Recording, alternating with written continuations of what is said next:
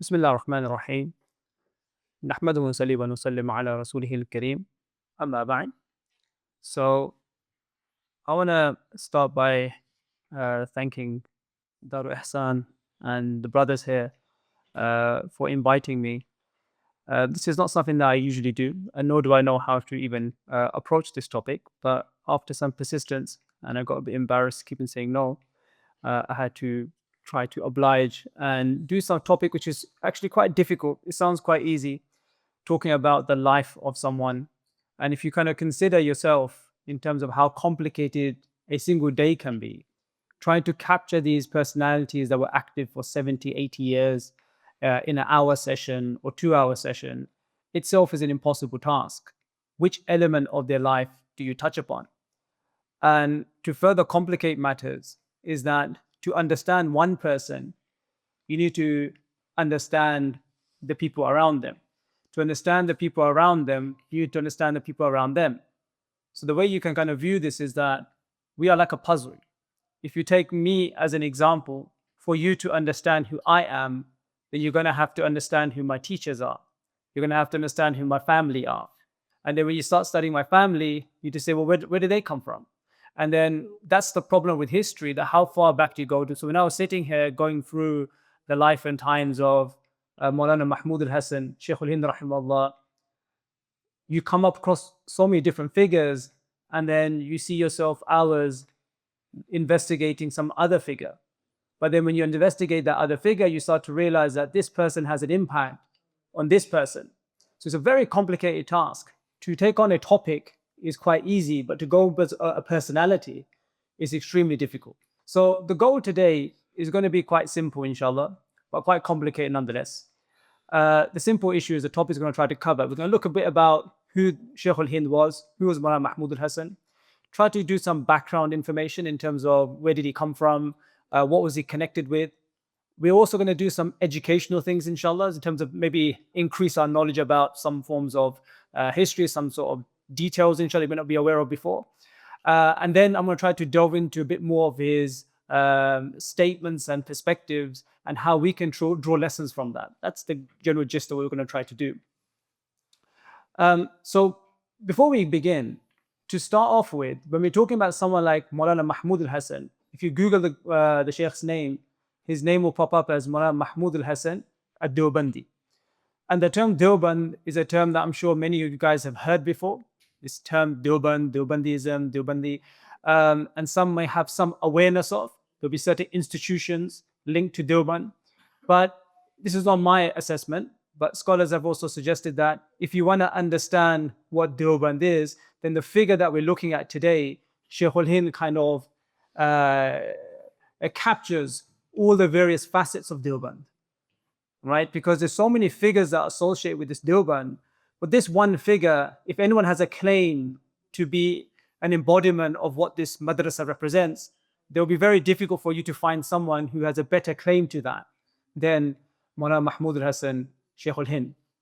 So let's start with one more preliminary remark before we continue. As a general advice, is that as Muslims, history is always very important. So I've seen these great icons, topics that have been covered, various speakers of the past and present, and it's extremely important. But if you lack time, there should be at least two periods that every Muslim should try to study. The first aspect of history that every Muslim should try to study after seeing the Messenger of Allah, that's an assumption we're going to accept, that's what we're going to study, is the era of the early Muslims. So the Sahaba and the early Tabi'un, that should be something that we should all be relatively familiar with. If I said to you, who was the second Khalifa, everyone should have an idea who the second Khalifa is. If I asked you, what is the Battle of Siffin? What is Jamal? What does Umayyad mean? There should be at least some sort of familiarity amongst us of what this means. So some sort of early Islamic history is important. And the second important aspect that we should be studying is recent history, meaning how did we get here? What was happening in the last 100, 150 years? That has a much more direct impact on us, because all history has an impact. All history, wherever you go to, there's going to be some form of impact. So I've seen some of the figures that have been studied here. Imam al-Dhahabi, you've been studied before, was done a lecture on those. Imam Nawawi done a lecture. These people still have impact on us. But in terms of the most direct impact, where many of our grandparents may have met some of these figures or directly studied with these figures. That is an era that is also extremely important for us to understand, to really understand how we got here right now. And what's happening is that because we're maneuvering or moving away from a reading culture, it's very hard for us to cling on to those things that we just assume that everyone knows to be true. You can so quickly revise history that no one actually knows where they even come from. And that's quite a sad state, this moving away from reading culture. And I'll touch upon this again, inshallah, as we move into the life of Shaykh al-Hind. Now, the era that we're looking at, right, it comes from the 19th century. So you look at the 19th century as the 1800s, right? Just in case people get confused with that. When we say 18th century, that means the 1700s, the 1800s. So you shouldn't think of 19th century as the 1900s. That'll be a mistake many people make. So we're looking at the 1800s is when this figure is born. And then we're looking into the early quarter of the 20th century is where the figure we're looking at passes away. So what is this era that we're discussing from the 1800s to the early 20th century? This is where we can say that colonization, this European project of going into the Orient, which is the East, and colonizing those lands, conquering those lands, and taking its benefits back to Europe. This is in a nutshell what colonization refers to. So this era, the 1800s, is an era of British colonization of India, right? And that has a very important role to not just Shaykh al-Hind, anyone and everyone in that figure. Just like, for example, right now, if someone's trying to talk about us and not mention that we live in Britain, you will not be able to fully comprehend our way of thinking, our humor, our language, if you don't take in consideration the fact that we're born in Britain. So similarly, when you're looking at these figures, the era is extremely important to understand what were they dealing with. So the idea of Muslims living under non-Muslim rule is not a new phenomenon that we're experiencing uniquely. This is something that has been happening and from the 1800s and the past as well, but in large scale, that has started from the 1800s.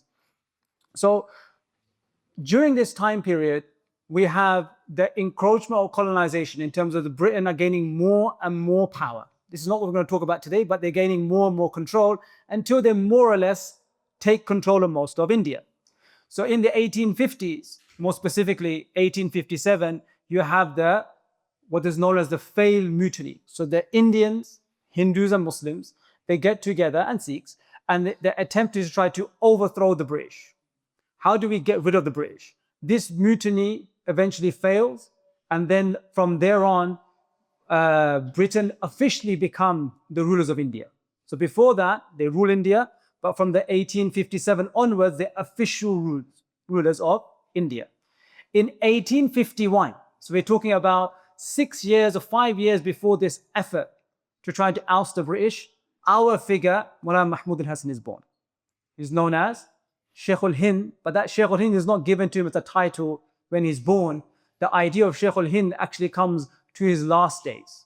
So now when we become accustomed to calling him something, that Shaykh al-Hind title comes from his last days, but we're going to refer to him as such and how he attains that title. Now, that's in terms of politically what the situation is. What's the scholarly situation? What's happening with how do you study deen? So in that era, when a person was born, usually scholarship will be restricted to scholarly families, right? So if your family are from the family of scholars, then the expectation is you will be a scholar as well. If your family are goldsmiths, you'll be a goldsmith. Your family is a builder, you'll be builders. For those who are from the subcontinent, you will know this quite, where you have families or castes that are not caste in terms of their blood, but in terms of their occupation. So we have, these are people that are people who fix shoes. These people are hairdressers. And we make castes based upon that, or we divide society based upon that. So then you have what is known as the class of the ulama. This is something shifting quite drastically now. Why? Because knowledge has become much more accessible, so more people can engage in knowledge. In the past, if your father was a scholar, you would be a scholar. If your father was not a scholar, you could still be a scholar, but it would be more rare. You'll be usually restricted to people that would come from scholarly families, or to some degree have relationship to scholarship. So our figure, Mahmud al Hasan, is born within that era. where his family are also have relationship to knowledge. His father, Maulana Zulfiqar Ali, his name is Zulfiqar Ali, he himself was a scholar but was more accustomed to the science of language, of adab. And this is another thing that I want to point out here as well, inshallah, is that because we're trying to take lessons from history. It's no point just doing history for the sake of it. Taking lessons from history. If you go to this not talking about society in general, because sometimes we look at figures, we would say literacy rate is much more higher today than they were in the past, which is true. If you were to get a random selection of 100 people and see how many could read and write compared to 100 people now, it would be different. But those who were actually literate, their level of literacy was far more greater than our literate folks. So if you go to the average scholar in the 1850s or 1800s or even 1700s, the average scholar, and you compare the level of writing, how they could write poetry, how they could master multiple languages, it's something that most of us can't do. If I said to any of us who are literate in English, produce a solid English poem, right? Or write to me a grammatically sound, solid article. It's something that we struggle to do, even though we're literate. So there was a high level of literacy among the scholarly class, and that was where his father was, his focus was on, in the field of adab, which is scholarly learning. So Shaykh al-Hind is Mahmud al Hasan. He's born in 1851. What is the scholarly scene at that time? So that's his father, has relation knowledge. What is accessible to people at that time? Most people in India at that time follow in terms of fiqh, known as the Hanafi madhab. Right? You have the Hanafi madhab, that's what they usually follow in fiqh, but at the same time there is a counter movement taking place. And this counter movement is taking place is that we don't adhere to any schools of thought. This becomes known as the Ahlul Hadith movement. The Ahlul Hadith, just so we're going to get some technical, so be ready for this. The Ahlul Hadith is a movement which is saying that this scholarly schools that we have, we don't need to adhere to them. We can go back to the Quran and Sunnah and weigh up the strength of these positions in comparison to what the Quran and Sunnah says. And of course, because the school that is the most dominant in India is the Hanafi school, the main battleground is between the Hanafi school and these Ahl Hadith scholars. Prior to the 1850s, the figure that plays probably the most pivotal role in scholarship in the subcontinent, which various factions of Ahl Sunnah attribute themselves to, goes back to a single figure by the name of Shah Waliullah Muhaddith Dehlawi. Shah Waliullah is a name that I'm sure most people have heard in some capacity. So Shah Waliullah is someone who is active in the 1700s, the 18th century. And he has 4 sons. The most famous of his son is his eldest son. His name is Shah Abdul Aziz. So Shah Abdul Aziz is the one who kind of carries on his father's legacy. And this is this scholarly circles that are from the family or the tradition of Shah Waliullah is where these disputes are taking place. So Maulana Mahmud al Hasan is born within that time frame. So what do we have here? We have himself, his father is a scholar. We have this scholarly relationship going back to a figure called Shah Waliullah. He himself is a Hanafi. In terms of what is known as suluk, your spiritual path, he's a Sufi. That's what they were, right? And in terms of their Aqidah, in terms of what were their Aqidah schools, they were known as being Maturidis, right? If anyone wants to ask questions about it, you can take them after, but just for understand the background, that's where they are, the scholarly circles that they are surrounded by. So in 1851, there is no Darul Uloom Deoband, right? But Maulana Mahmud al Hasan is from Deoband, the actual town of Deoband. But he's born, quite ironically, in the town of Bareilly. Bareilly is where you get the term, you heard the word Bareilly before, right? It comes from this town called Bareilly. Maulana Mahmud al Hasan's father was working there. So that's when he was born, was in Bareilly, but his original hometown was Deoband. So in 6 years old, or 5 or 6 years old, is when the failed mutiny happens. Now, after the failed mutiny, what we find is that the British response to the mutiny, because now it's failed, what do we do? The brunt of the British force was on the Muslims over the Hindus. And a lot of ulama were executed, a lot of ulama were put into prisons. And that's the scene of when Maulana Mahmud al Hasan starts to see what's going on around. That's what he sees. So as a young boy, at the age of 8 or 9, this is what he's seeing. This kind of clampdown of these foreigners who have conquered this land, and now the ulama that we look up to are living in fear of what they might do to him, or do to his family, or do to the scholars around him. So what he initially starts off with, going back to his education then, how did the person study in that era? So you would have general institutions, colleges, universities. At that time, you have the Delhi College, which is in Delhi.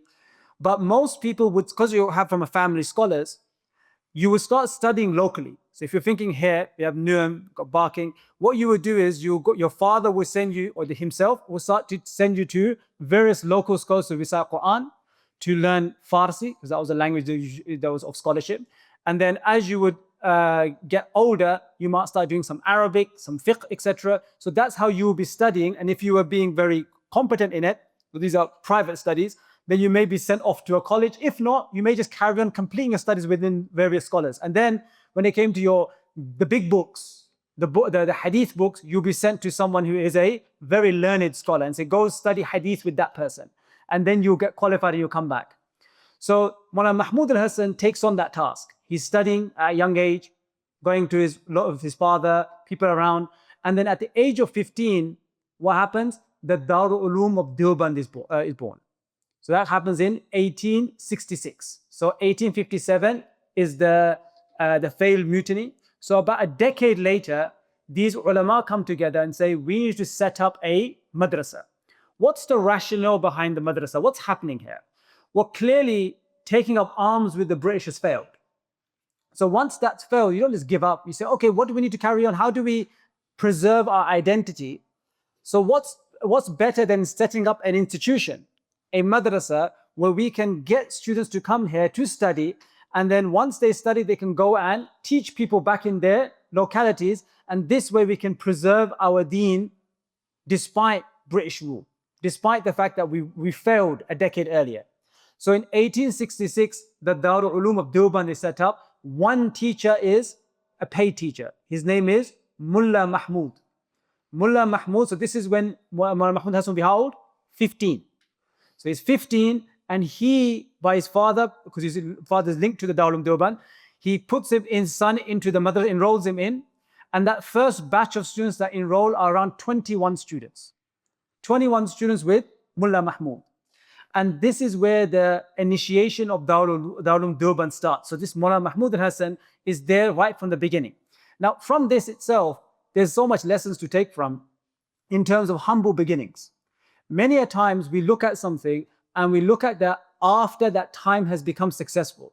So when we say 2020, hindsight is 2020, what we mean by that is when we see something as being successful, then we can easily see why it succeeded. We can easily jump on the bandwagon once something is successful. But in those early years, when things are going difficult, it's very hard to see how this will be successful. You have 21 students, one teacher. 10 years ago, it was a failed mutiny. It's not looking good for Muslims. Could those original people have thought that there will be sister institutions set up in the UK, in America, all over the world? That there will be someone sitting in London speaking about the madrasa in not that long time after. We're talking about 150 years. So we're not talking about thousands of years. No, just 150 years after we're sitting here talking about that with 21 students in a very humble beginnings. So that's the origin of this Darul Uloom Deoband. That's where it starts from. And then Mahmud al Hasan is from the very beginning, but in terms of not teacher, but as a student. The figure that he becomes very attached to, and this is what I meant by to understand a person in isolation is very difficult. There are people around them that shape them, is considered to be the brains, the mastermind behind Darul Uloom Deoband, is a scholar by the name of Maulana Qasim Nanotwi, rahimahullah, who was the main mastermind behind Darul Uloom Deoband. He was the thinker, the mufakkir, that's what we call in Arabic, a thinker. And so Mullah Mahmud al Hasan, when he saw within him that he had this capacity, this knowledge, he would take him out from madrasa and he would come and study privately with Mullah Qasim Nanotwi. And what they would do, this setup that they had, was that this wasn't a setup of students trying to learn how to read, learn a science. No. Mullah Qasim Nanotwi's lessons were that I already assume you know what the text is saying. I already assume you know what the hadith is saying. But now allow me to provide further depth to it. If you are trying to come into those sessions with Mullah Qasim Nanotwi and not be able to read the text for yourself, you are not able to sit in those gatherings. So Mullah Mahmud al Hasan, he spends a considerable amount of time with Mullah Qasim al-Notbi, and he builds this kind of very strong relationship up. And this is something that, again, especially for those us living in London, because life is very hectic, it's very hard to build those kind of strong connections with teachers or strong connections with pious folk, because everyone is so rushed. So when we hear about these people that are willing to kind of die for their sheikhs, and they just want to sit there in the presence of the sheikh for hours and they don't mind, it's very hard for us to wrap our head around that, because we don't have those kind of relationship with people anymore. So this is why, like Mullah Mahmud al Hasan himself, the other teacher of his that he had great respect for was Mullah Rashid Ahmed Gangohi. He would travel to Gango, which is from Deoband, some miles every Friday, to go sit in the gatherings of Mullah Rashid Ahmed Gangohi. That idea of traveling by foot and then traveling back by foot the same day, there will be something, I think it worked out to be 40-mile distance that he would have to go that one day. That's nearly 2 marathons in one day. He would go to sit in Mullah Rashid Ahmed Gangohi's other teacher and sit in his gathering. So this is the kind of relationship, and this is the surroundings. And sometimes, we look and we reminisce about the past as being so great, and we kind of forget the realities of life. But I think here there is a justification of romanticizing the past. So this notion in history is that, when we look back in time, you always think of the past as being better than it actually is. So people look and say, oh, back in the 80s, life was great. Or back in the 2000s, that's when everyone was doing great stuff. But when you actually go back and you look at it, you think it wasn't as great as you thought it was. But this is actually one of the time periods of Darul Uloom Deoband from the 1870s to 1890s, this era. You can see people consistently going back to that era and discussing that this environment that was built was something that was not seen before. An environment of worship, an environment of not just worship, but an environment of study, of thorough study. And this is, we're going to move on to our next element. So once Mullah Mahmud al Hasan, he finishes his formal studies at the age of, in the year 1872. So that would make him 21 years old. So 21 years old, he finishes his formal studies. So that would include from a child reading Quran, learning Farsi, learning Arabic, and then doing the books of what is known as logic, then usul, fiqh, hadith. So he finishes this at the age of 21 in 1872. His general sanad that is referenced for him, which goes back to the figure told by Shah Waliullah, that he studied with Maulana Qasim al-Notbi, we mentioned, who studied under Shah Abdul Ghani, who studied under Maulana Shah Muhammad Ishaq, who studied under Shah Abdul Aziz and Shah Waliullah. And the other chain of transmission that Maulana Mahmud Hasan would mention, and this is mentioned by his biographer, Maulana Asghar Hussain, who was also a senior scholar in Deoband and was a student of Shaykh al-Hind. He mentions that he also had a sanad from Shaykh Ahmed Saharanpuri, who is the teacher of Maulana Qasim al-Notbi, with the same sanad going back to Shah Waliullah. So in 1874, they have the first graduation in Deoband. So this would make him, at the age of 23, there's this first actual graduation takes place. So 1866, a madrasa establishes, and after 8 years, you have the first graduation. People are called, it's a big event. Mullah Mahmud al Hasan gets what is known as that, it's called Dastar Bandi. They put the imam on. So he gets that in the 1874. But prior to that, he's allowed to teach in the madrasa whilst a student. So whilst a student, he's still teaching in the madrasa. And by 1878, and for students of knowledge to understand what this means, by 1878, he was teaching Sahih Bukhari. Sahih Bukhari, so that would make him at the age of around 27.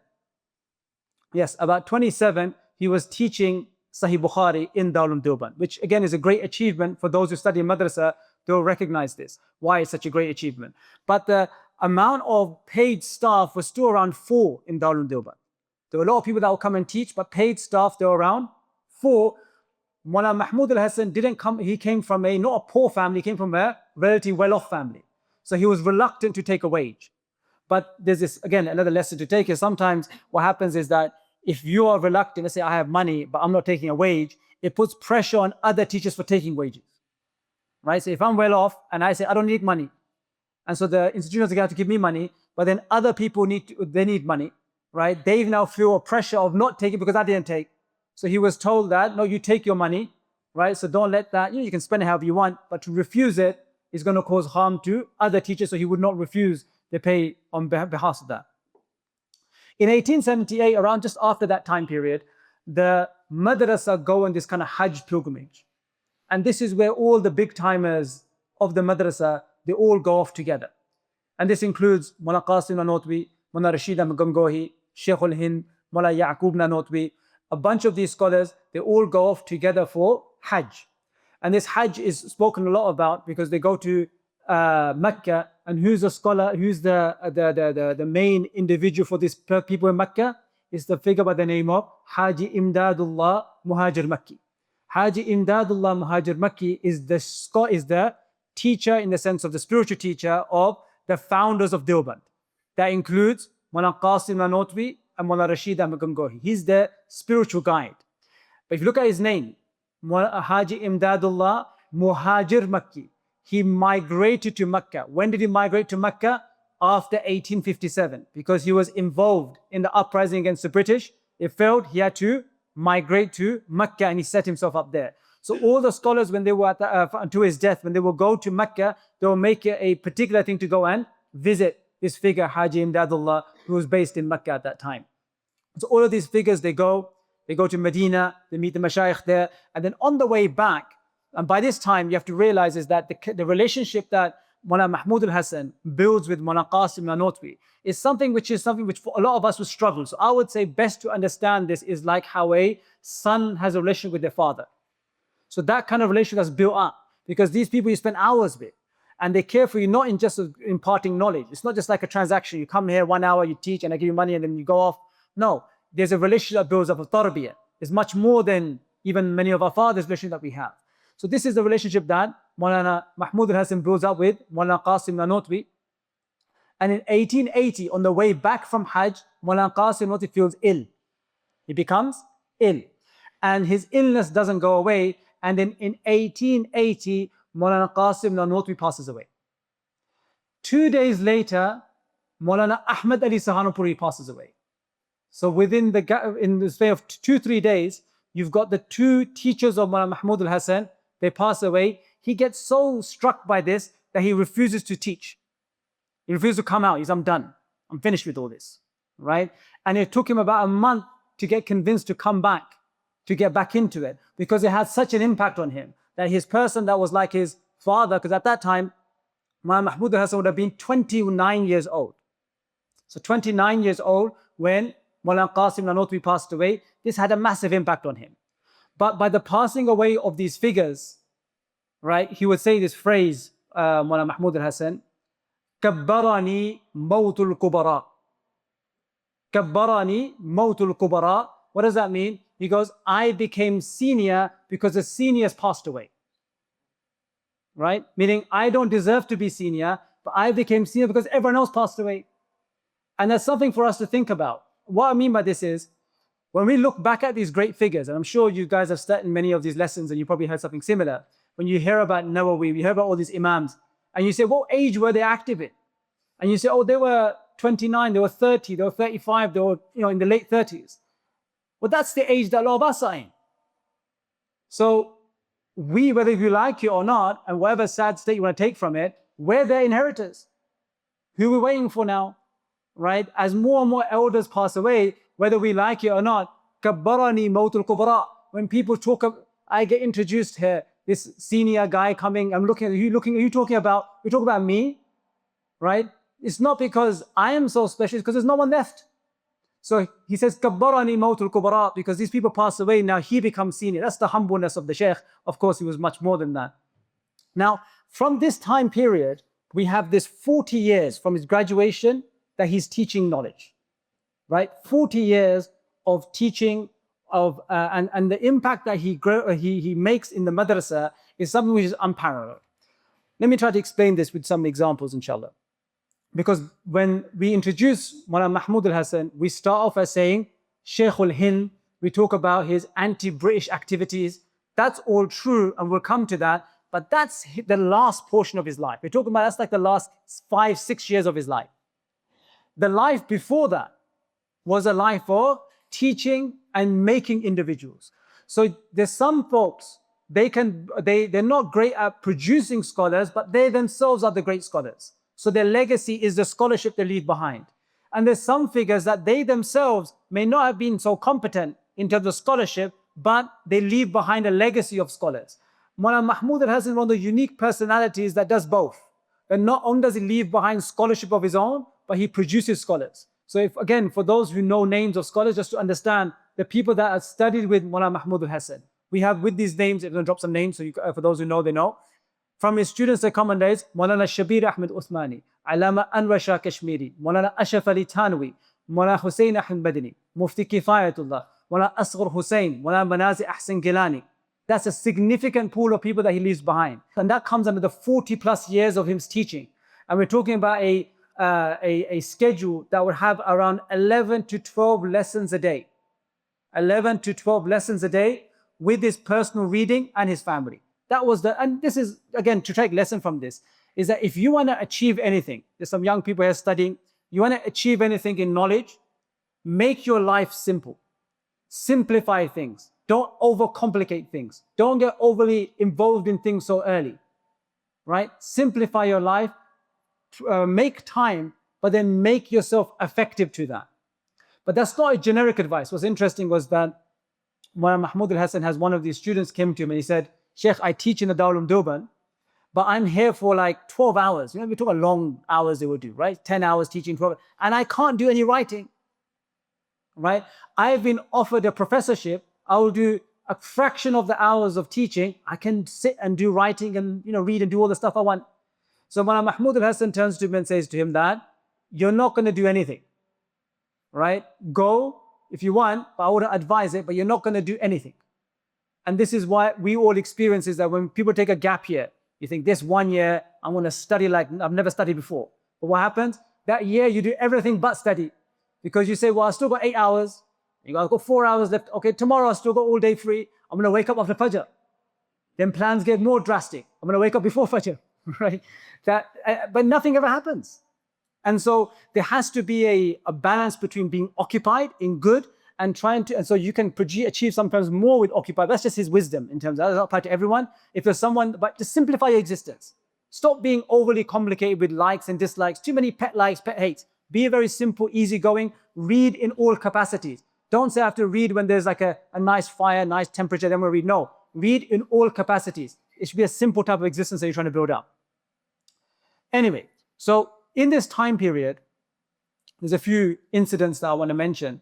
Now, when we look at the biographers of Maulana Mahmud al Hasan, in terms of how do you do his bio, now the issue we have here is that you have like 5, 6, if not more, dedicated biographies of Maulana Mahmud al Hasan, which becomes very difficult. How do you navigate through all of that?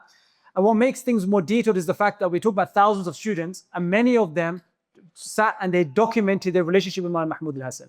So the amount of information you have about this person is overwhelming. Honestly, when I was going through because I normally study these figures in terms of the scholarship, but looking at their life, I thought I'll read a few, but then the amount of material out there is amazing. In terms of one thing that stands out, and this is something you'll find in those who study in Darul Ulooms would probably attest to much more in these madrasa institutions that we're talking about, is there's a strong push of humbleness in terms of there should be simplicity in your attire, simplicity in your lifestyle. And a person should never have an inflated ego about themselves. There should always be an idea that you're nothing, you're worthless. And Maulana Mahmud al Hasan, he kind of embodies this characteristic as well. Maulana Ashraf Ali Tanwi mentions that in one of these settings, they were sitting there and they were discussing why students are not doing great in madrasa. So a conversation that we probably have every year, every madrasa, like what's happened? But now this is talking back in the 1880s, whatever time period would have been in, right? They're sitting there, they're saying, why is the isti'adad, why is the standard of students decreasing? So then teachers as well saying that, look, it's because the students have become lazy. Students don't read anymore. They don't have that enthusiasm that we had back in our days. One of the students of Maulana Mahmud al Hasan was a teacher as well in the madrasa. He said, you know, why are we blaming the students for? We should blame the teachers. Now, of course, when he's saying blame the teachers, he is not referring to Maulana Mahmud al Hasan, right? That's his Shaykh. It's not, no one's referring to him. So Mahmud al Hasan tells, he goes, that's true. Am I incompetent myself in teaching? It's the mindset of someone, which is that you're constantly concerned about your faults, not the faults of others. So that epitome, that kind of embodies the characteristics of Maulana Mahmud al Hasan. Never trying to, he always refused to give a talk, only talk when he was forced to. This is the kind of mindset that Mawlana Ashwatani mentions regarding him. In terms of scholarship, what did he write? Most of his works, I think, not all his works, I would like to say, are in Urdu. Most of his works in Urdu. Probably the most famous and impactful work that he wrote was this translation of the Quran. This translation of the Quran, which was very well spread, published multiple times. This translation of the Quran by Mahmud al Hasan is a very popular contribution. And there's a reason why he did this as well. We'll come back to that. Then, as everyone is Abna'u Zaman, we are the offspring of our era. So during his time period, we mentioned the Ahl Hadith and the Hanafi dispute. This idea of fiqh, is the Hanafi school doing fiqh the correct way? So Mahmud al Hasan is part of the tradition that the Hanafi school coincides with hadith. So he writes a book called Adilla Kamila, which is providing evidences for specific Hanafi topics. Another book is Ahsanul Qura, which is this debate which doesn't apply to us now, but can you pray Jummah Salah in villages? So the Hanafi say you can't pray Jummah Salah in villages, whereas other schools of thought say you can pray Jummah Salah in villages. Mahmud al Hasan defends the Hanafi position. These are very unique niche topics. Then there is a topic about what is known as Ilmul Kalam. This is Mahmud al Hasan's book, which is called Al-Jahdul Muqil. There's different ways of pronouncing this book, right? The recent publication has it as Al-Jahdul Muqil, which is a very niche topic. I think if I mention it here, it will probably cause a debate, so I'll probably leave the topic out. But that's another book of Mahmud al Hasan that he authored. So this is, in terms of his authorship, it's not and it's also got comments on the books of hadith as well, that's published, many of these are published, but it's not a massive repository of works, but it's significant nonetheless. Most of his focus was on teaching and making scholars, and he was very successful in that. Now, moving on to what most people have heard about, and what we want to kind of focus into, because we can go on talking about, I mentioned one book, Mawlana Ashwatani, another work, I was listing, I forgot, I ran off topic. Another work, which is interesting to read nonetheless, alongside many, which I was going through, is Mufti Muhammad Shafi', who was a student of Mawlana Mahmud al Hasan. When he passed away, this is the father of Mufti Muhammad Taqi Usmani, Hafidhullah. When Mufti Muhammad Shafi' rahimahullah passed away, Darul Uloom Karachi, which is the madrasa he was in, they did a special number. So what they do is they do a special volume for the Shaykh. It's about 1,300 pages. One part of that is Mufti Taqi Usmani, who's still alive, his son. He writes about the teachers of his father, Mufti Muhammad Shafi'. In the section of Mahmud al Hasan, he lists the relationship that Mufti Shafi' has with his Shaykh, the stuff that he records from him. It's very nice read. It's these kind of anecdotes. It's very nice to get into the mindset of Mahmud al Hasan. In one time, just kind of explain this point, Mufti Muhammad Shafi' says that in one of the lessons, Mufti Mahmud al Hasan, he gave the evidences for the Hanafi school against the Shafi'i school with great depth. And it was an amazing lesson, meaning the evidence that he gave, it was so compelling that I or someone went to him after and said, you know what, if Imam Shafi'i was here, he would follow what you said. If Imam Shafi'i himself was here, he would follow what you said. So Mahmud al Hasan said, if Imam Shafi'i was alive today, I'll probably be a Shafi'i, right? So this is like the mindset of him, and you can read a bunch of these anecdotes to get into the understanding of their scholarship, but with scholarship comes etiquette. With scholarship it comes, which is anzilun nasa manazilahum. That just because I can critique an individual, that doesn't mean that I'm anywhere par with that individual. You can make individual critiques of people, but trying to take down the whole character of an individual is something we have to be very careful of. So even if that sentiment may be given in class, that look, you're refuting Imam Shafi'i, don't try to get students the idea that we're on par with Imam Shafi'i. So he puts that back into place. And so you have these kind of anecdotes which are very useful to read. Anyway, so moving back to the political issue, is that the Muslims that are living in the Darul Uloom Deoband that's established, this is not anti-establishment madrasa, meaning the idea of the madrasa to run. You can't be anti-British. But the second you start to voice anti-British stance, the madrasa is closed. So as long as you carry on teaching, that's fine. So this is what the madrasa does. For many years, they continue teaching, continue producing students, and this grows and grows. Many what is known as sister institutions. So the way it would work is, let's say you graduate from Darul Uloom Deoband. You go back to your own residency, you set up a madrasa there, and then the people there come and study. People graduate again, they go to a different place. And these are sister institutions. Within 10 years, we have like 8, 9 different madrasas established after Darul Uloom Deoband. That's the idea of it. So it spreads. But the oppression of the British on the Muslims specifically, but also on the Indians in general, which includes Hindus, Sikhs, all of them, but Muslims more specifically, starts to worsen. And now there starts to become calls for, now we can maybe get together and try to oust the British either politically or some way or one another. It's during this time period in the 1910, they have a madrasa reunion, which is that we're going to set up a thing called Jami'atul Ansar, and all the graduates of Darul Uloom Deoband, they'll start coming back. So alumni, they come back together. So we're talking about lots of students. Amongst these people that comes back is a figure by the name of Maulana Ubaidullah Sindhi. Maulana Ubaidullah Sindhi, again, is a figure that has a separate study for, very unique personality. So Maulana Ubaidullah Sindhi, who was a young Sikh convert to Islam. So he was Sikh, he converted to Islam, he enrolled in Darul Uloom Deoband, sat with Mahmud al Hasan, graduated, and then had these big ideas of ousting the British. That was his goal. So he comes back here and they set up this kind of alumni to get together. It doesn't work out too well. But eventually, Ubaidullah Sindhi and Mahmud al Hasan, the details of this are a bit cryptic. But they come to this eventual conclusion that the way to oust the British is that we need to ally with the enemies of Britain.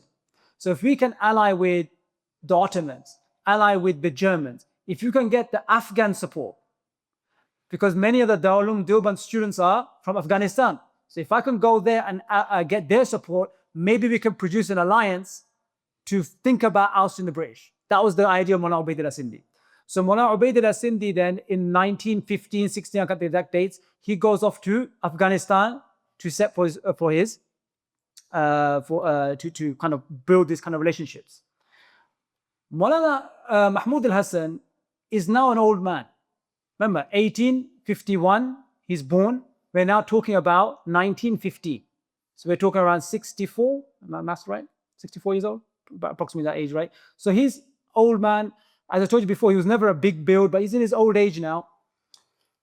So he announces that, and he's got a very big position down on Remember, thousands of students, big names. You know, probably one of the most celebrated scholar, respected scholar in whole of India at this time. So he comes under, he makes an announcement that I'm going for Hajj. Many get this impression that he's going to do hijrah, he's going to migrate. So therefore, the madrasa is losing a person. But to the contrary, Maulana Mahmud al Hasan says that I'm planning to come back. I'm going to do Hajj, I'm planning to come back. So it's a bit mysterious, but he goes off and a few of his people, they go with him. Now this is now known as what becomes eventually known as the time that Maulana Mahmud al Hasan spends in the prisons of Malta, and more specifically known as the Silk Letter Conspiracy. We'll come back to this in a second. So Maulana Mahmud al Hasan goes off to do his Hajj. He goes to Medina. There's a long story. Again, if you want to read something in English, there's a book called The Prisoners of Malta. You'll find it online, The Prisoners of Malta. Alternatively, there's another book in English called The Silk Letter Conspiracy. If you write these in English online, you'll see the book, the PDFs come up. You can read it in detail if you want. You can purchase the books even better. So I'm not going to detail all of that. But eventually what happens is, in 1916, Shaykh al-Hind, Mahmud al Hasan, he's in Ta'if at the time. So now he's in Ta'if, he does the Hajj, second Hajj, now he's in Ta'if. And the revolt of the Sharif Hussein takes place. So what's happening in what we call Saudi Arabia, there's no Saudi Arabia at this time, right? So now Saudi Arabia established a decade later. In this time period during the First World War, the Sharif family are also vying for power in the Hijaz. But who's in power? The Ottomans. So the Sharif Hussein, with the backing of the British, they take over the Hijaz and they kill and they oust the Ottomans, and Maulana Mahmud al Hasan is in Ta'if. So they're surrounded, these people are dying of hunger, they get bits of food, they stay there for about 2 months. Ramadan comes, they do Ramadan there. There's all of stories mentioned about how they go through difficult times at that time. As that's going on, Maulana Ubaidullah Sindhi currently is in Afghanistan trying to garner support.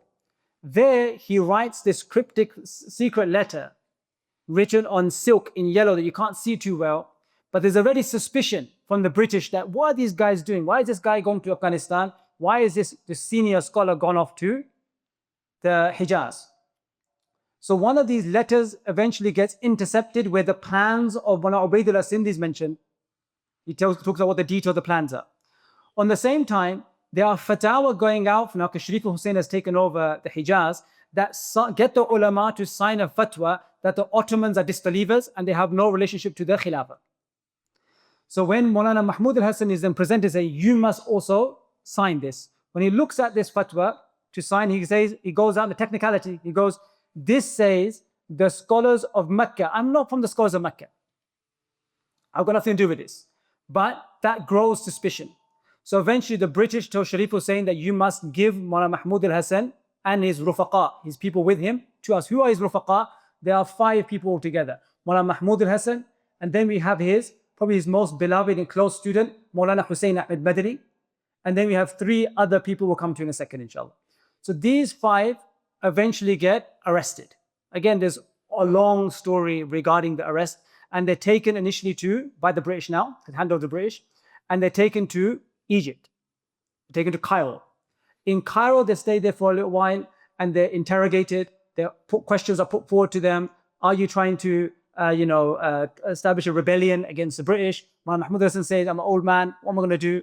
Right? I don't have any these kind of high aspirations. Because the idea was that this was, and let's just be clear here, that's all the plan was. The plan failed.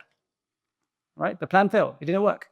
The idea of Mahmud al Hasan, they were so successful in Afghanistan. Maulana Mahmud al Hasan, his 4 students, they all get arrested. Haji Nusrat Hussain, who was a 20-year-old boy at that time, who was with him, was arrested. When he was taken to prison, in the prisons of Malta, he died at the age of 22. Right? So by all intents and purposes, it was a miserable failure. But that's not how we view things, because Allah Ta'ala works in amazing ways. So sometimes we look at something. We're not talking about the Silk Letter conspiracy and movement, or what is known in Urdu as Tahriq Reshmi Ruman, as a failure. Why? Because that's an inspiration for all the anti-British movements that come after.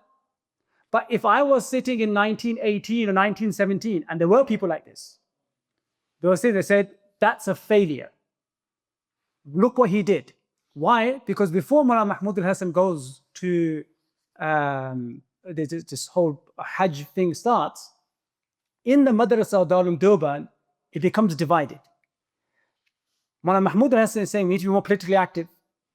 The other camp of Darul Uloom Deoband's teachers saying, why? We're running a good show here. Let us carry on. You're going to start saying get into politics. That's the madrasa finished. Leave yourself to yourself.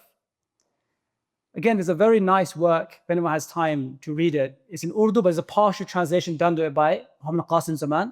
But the Urdu is called, the book is by Maulana Manazi Ahsan Gilani, who was a young scholar at that time.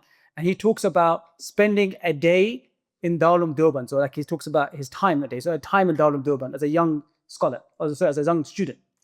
So he mentions that in Darul Uloom Deoband, this is before Maulana Mahmud Hasan goes, there's a debate taking place. Some of the scholars are condemning Maulana Mahmud al Hasan, saying in the madrasa that this guy is causing political strife, going to get the madrasa in trouble. So Maulana Manazi Ahsan Gilani goes, I went to Maulana Mahmud al Hasan and I sat with him and I said, Hazrat, what's going on here? What's this accusation being placed against you? That the madrasa is doing well. Why are you causing trouble for? So Maulana Mahmud al Hasan, who has the most right in terms of relationship with Maulana Qasim al-Nanotwi, because of that relationship extent, he was from the first students of Darul Uloom Deoband. He goes, do you think that Maulana Qasim al-Nanotwi establishes madrasa just for education? To the contrary, the 1857 failure, the madrasa was meant to be a means of revival. That was his mindset. So when he went off and he was arrested, some people in the madrasa, they mentioned this, some of the madrasa saying, we told you so. Right? And they spent that time saying, if you listen to us, this would have happened. Of course, these people are sincere folks as well. You don't want to speak ill of them, but that was the idea. So then Maulana Mahmud al Hasan and the 4 companions of him, they got then sent to Malta prison. And what's interesting here is when I read something to you guys, inshallah. In English, if anyone's interested in reading something, there's a very good book written by Barbara Metcalf in English about Hussein Ahmed Madani. Right? If you read the first part of this work, it talks about this. But what's interesting is that what she does is she provides the content in terms of what the British were saying about these 5 people.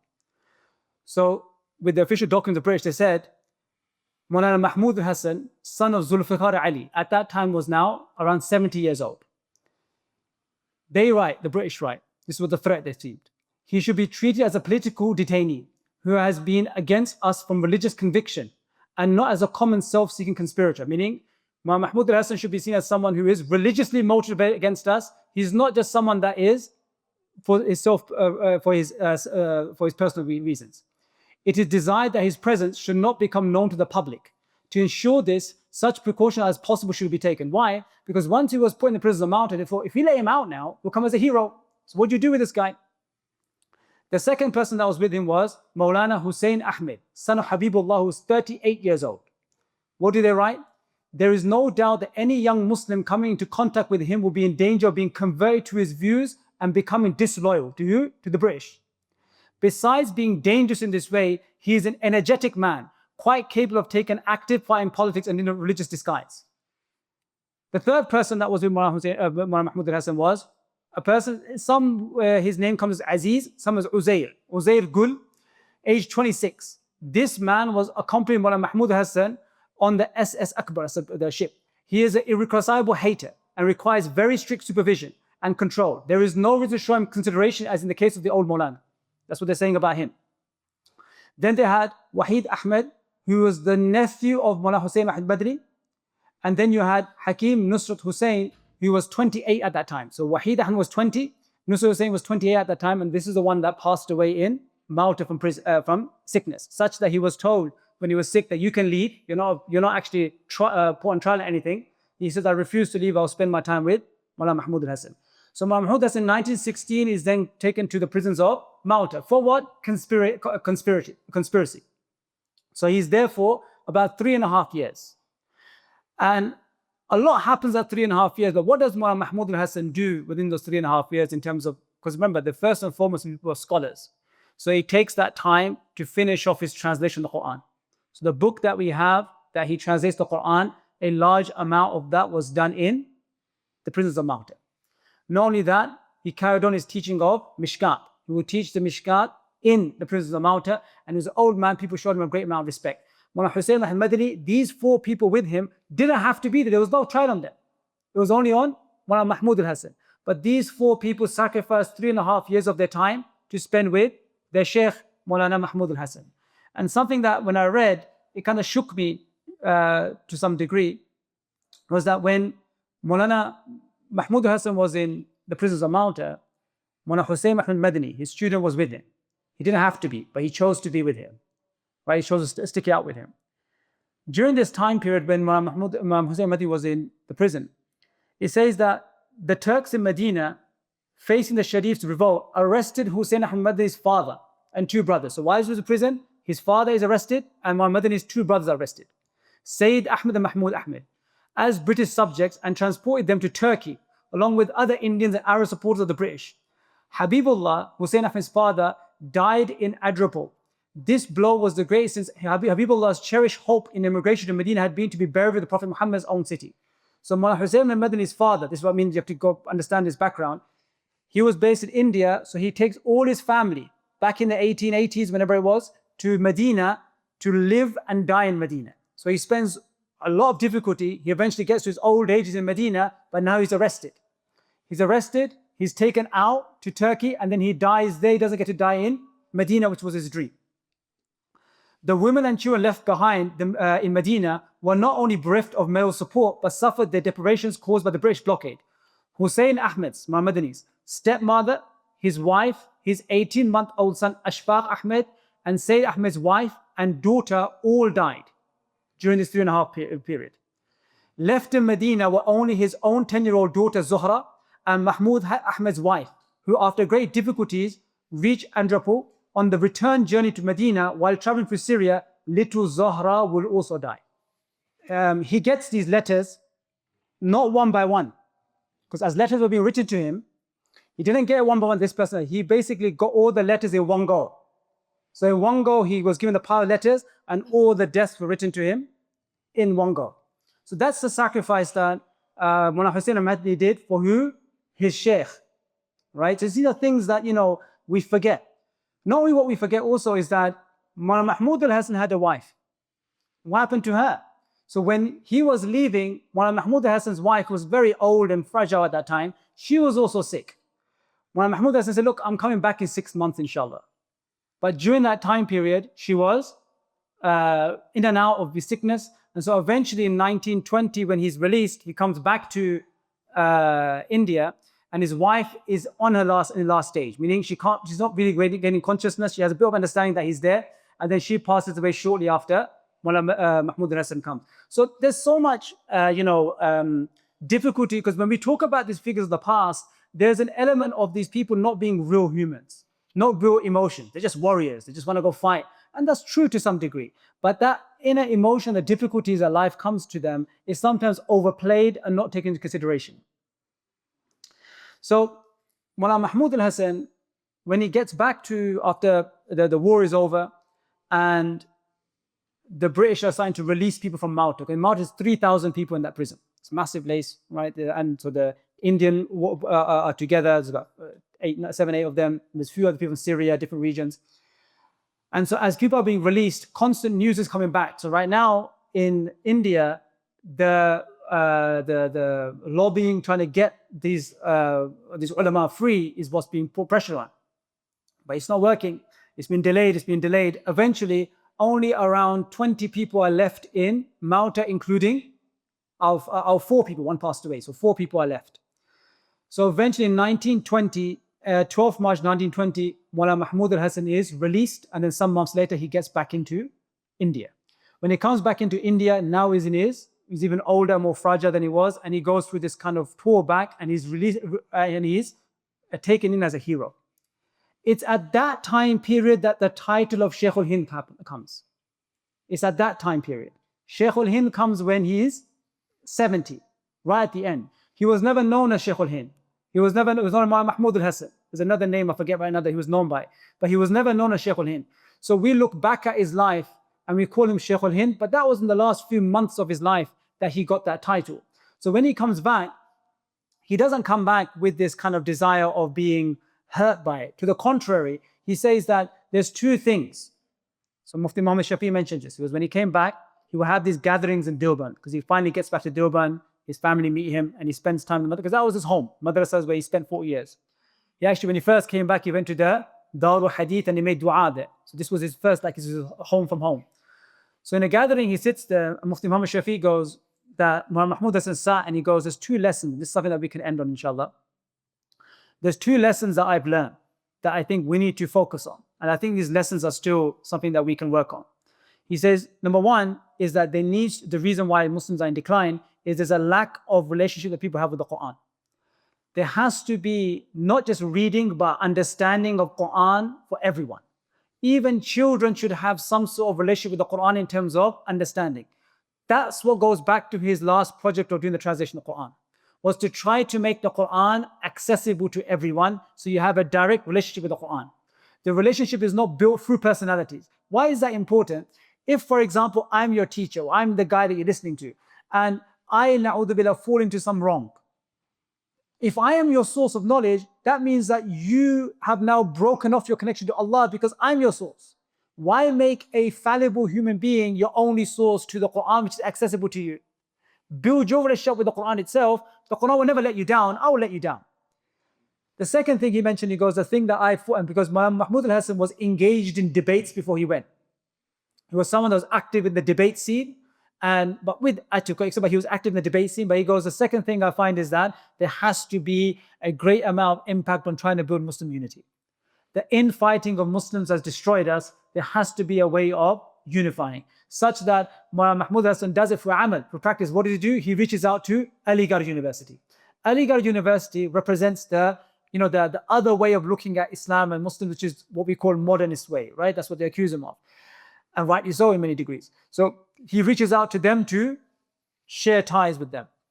In this last few months, he shows support for the Indian National Congress. When he actually comes to India, when he comes to Mumbai, the person who comes to me amongst many scholars was Mahatma Gandhi. He was there as well. So he starts this initial relationship building with the Indian National Congress and supports the call for boycott. So you can see the various attempts that the ulama did, and this is something that we take lesson from. We don't look at history to say what they did, we will do. What we find that history is that in 1857, you see a material attempt, a physical attempt to kind of fight. It doesn't work, no worries. Then we see an institution building. That's partially successful. You see an attempt at making an alliance.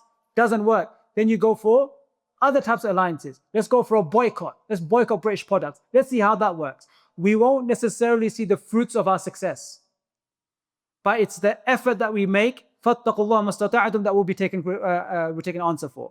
When we look back at the seerah of the Messenger of Allah sallallahu alaihi wasallam, we look at the life of Sumayya radiallahu anha. She's from the early Muslims of Islam. She was martyred. She didn't see Fathu Makkah. She didn't see Hijrah. She didn't see Badr. She didn't see anything. But do we look at that and say that's a failure? Would anyone look at that and say, look, she failed? So similarly, we look back at the prisons, the 3.5 years, they didn't achieve anything in terms of what the goal was. Afghanistan didn't support them. There was no military coup. There's nothing. But it's the intent that's behind it that they were rewarded for. And sometimes the benefit of these come years in later. So we look back at Shaykh al-Hind and we're still inspired by what we would sometimes word as a relative failure. So it's something that we take lesson with. And so on his passing away, just the last point I want to mention is that Maulana Shabir Ahmed Usmani, who was one of his close students, he mentions that near the death of Maulana Mahmud al Hasan, he was there. So he goes, the Hazrat Rahimullah opened his eyes and looked momentarily at the ceiling. So he was in Delhi because he was constantly sick, and they eventually took him to Delhi to take a cure there. And he said, so when he opened his eyes, he said, last words he said was, I have no regret about death. However, I regret over the fact that I'm dying on my bed. It was always my desire to die on the battlefield of jihad, and that I be chopped into pieces for the crime of elevating the word of Allah Ta'ala. He then repeated the word Allah 7 times in a loud voice, and his voice fell at the 8th time. And that's when he passed away as a final wedding. So he himself desired and didn't mind the prisons of Malta. But the thing that worried him was that his students were with him as well. So that was the thing that concerned him, and that's the difficulties that we always have to kind of weigh up whenever trying to do any good in our life. And with that, I'll try to finish that up, inshallah. We've gone, I think, over time. Do questions, or okay? If you want to ask any questions, I'm more than happy to take them, inshallah. Jazakallah khair.